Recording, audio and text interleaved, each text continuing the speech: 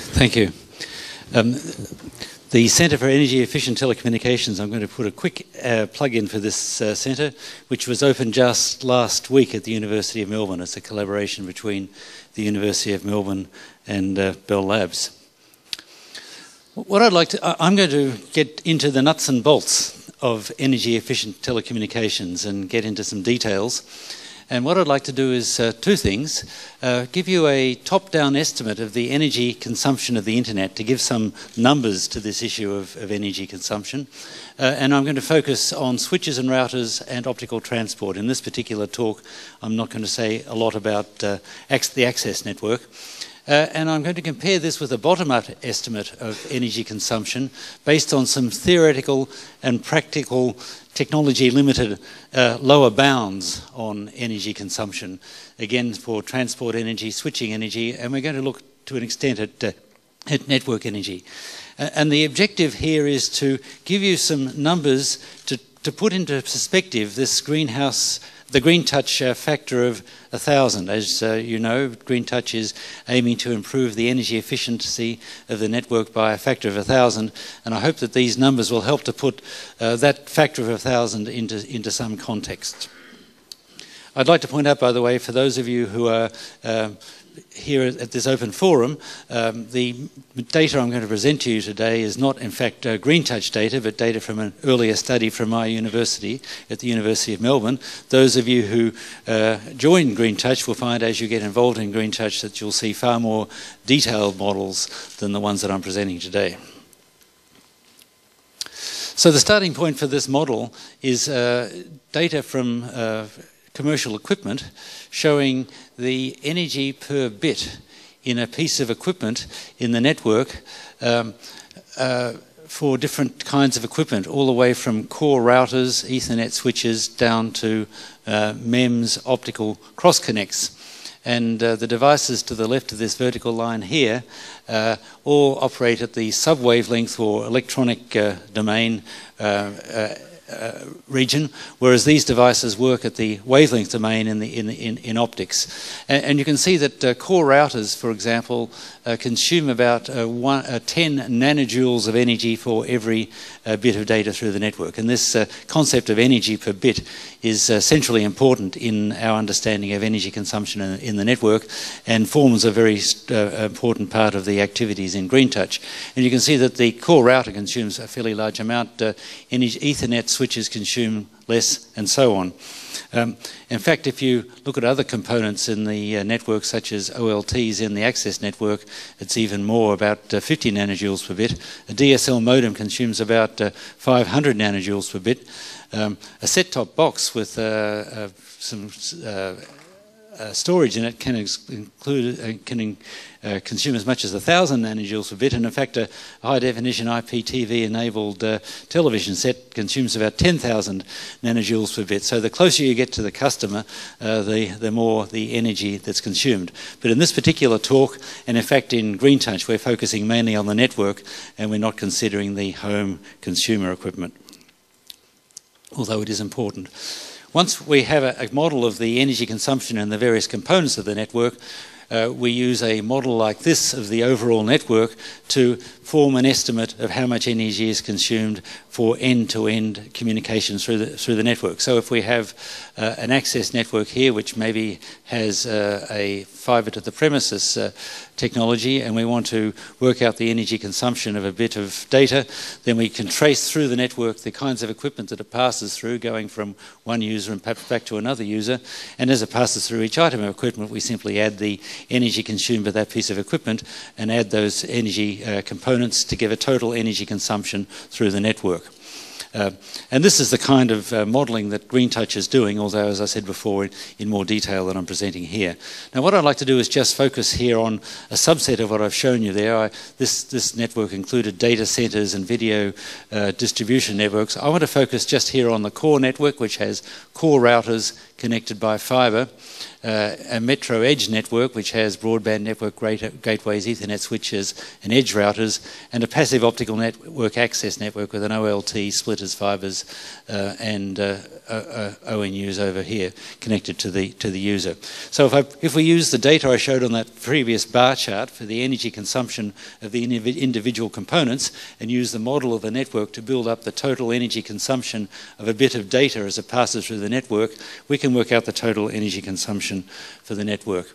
Now, just before I show that data, I want to say that there is an additional component that we have to take into account, and that is the fact that the energy consumption of each individual components is improving with time, and this was also taken into account in the model that I'm about to describe to you. So here are some efficiency trends for transport systems, and this is historical data based on transatlantic undersea cable systems, all the way from TAT1 up to TAT 1213, showing the transport energy in bits per 100 kilometres of transmission distance. And you can see that, interestingly enough, it's been a fairly steady exponential decrease in energy consumption in the undersea cable systems, improving at about 20% per annum. And in fact, I put a data point here for current WDM terrestrial systems where the energy consumption is about 10 to the minus 9 joules per bit. So in the modelling I'm about to show you, we've taken into account improvements in technology over time, and I'll show you energy consumption estimates of the network today and projected into the future based on estimates of improvements in the technology over time. Now, it turns out that the energy improvement, the consumption improvement of 20% per annum in WDM undersea cable systems of 20% is perhaps optimistic for many items of equipment. Back in 2006, Nielsen, based on analysis of commercial data, suggested that the energy efficiency in routers was improving at about 20% per annum, which is about the same as this data here for the undersea systems. But more recent data from TAM and others for routers and in transport systems suggests that the rate of improvement over time in the equipment is not as good as 20%. And in fact, you can see maybe in routers it's more like 13%. In fact, even some people have suggested that today routers are improving at only about 10% per annum. So the rate of improvement in technology is slowing, and in transport maybe in the future it'll be even less than 15%. So in the analysis I'm presenting here, in fact, we've used a number of 15%, but it may be a little bit optimistic. So if we put all that together, this is what we get. Don't panic, this graph is not as complicated as it looks, and I'll lead you through it. What it shows is the energy per bit in the entire network, using that little analysis that I described before, as a function of time. And it's assuming an access rate growth of 40% per annum, which is more or less consistent with the predictions of various studies about the rate of growth of the access network. And the left-hand, let's focus on the left-hand axis first. This is the energy per bit, and I've divided it into the transport network, the routers and switches. This purple line is the passive optical network, and the red line is the total.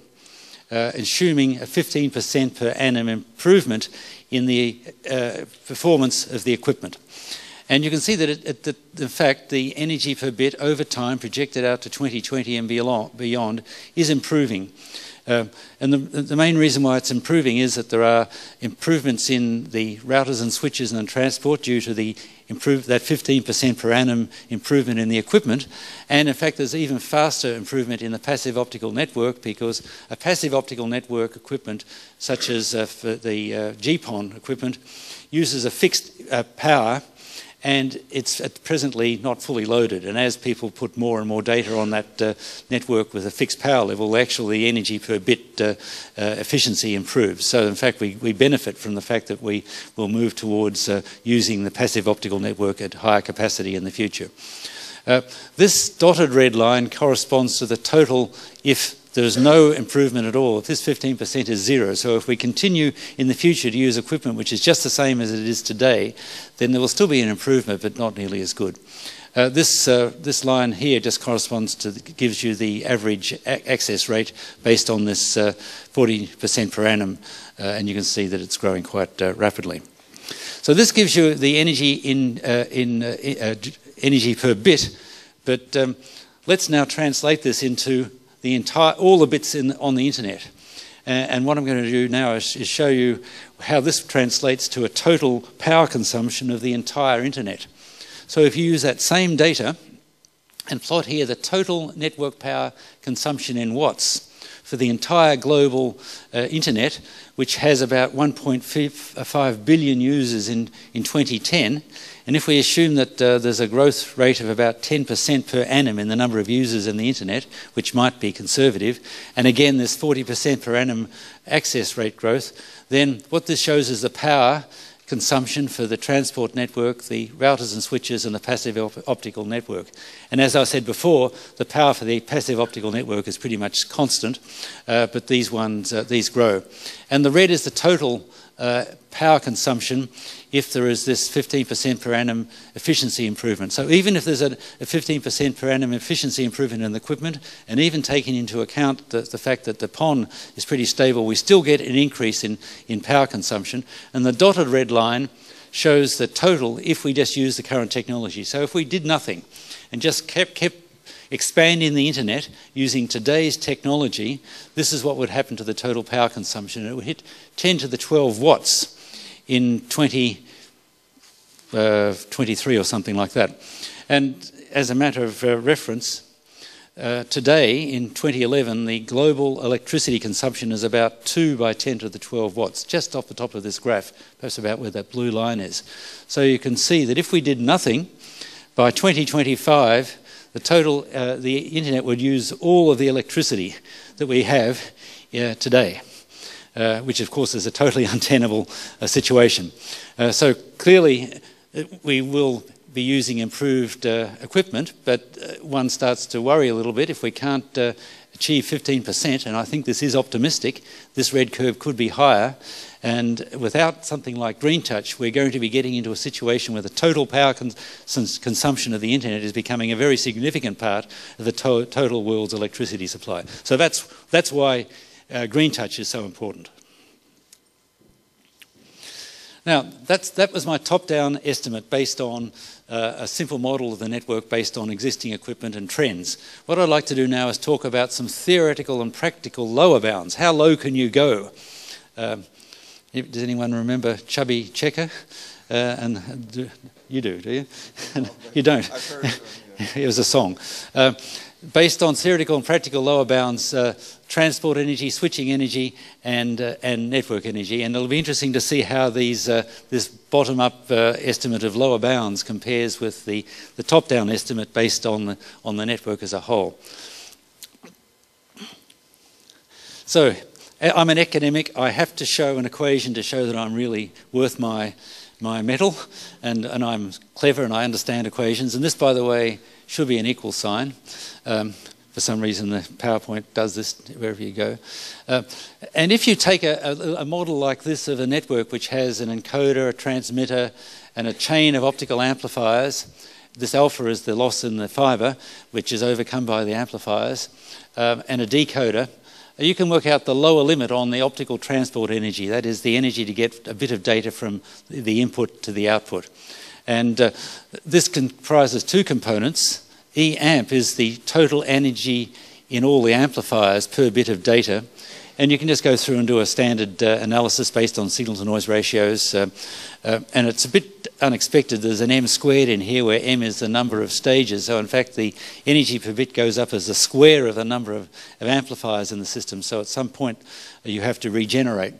But the important point I want to get across here is that this energy per bit, this critically important parameter that helps us understand the energy in the network, is proportional to the signal-to-noise ratio per bit, which is a fundamental parameter of an optical signal, which is related, as I'll show in a moment, to other parameters by Shannon's theory. And it just depends on other things like the number of stages, the loss in the amplifier. Alpha is this loss, the loss in the fibre, and very basic h nu. And it depends on the efficiency of the amplifier.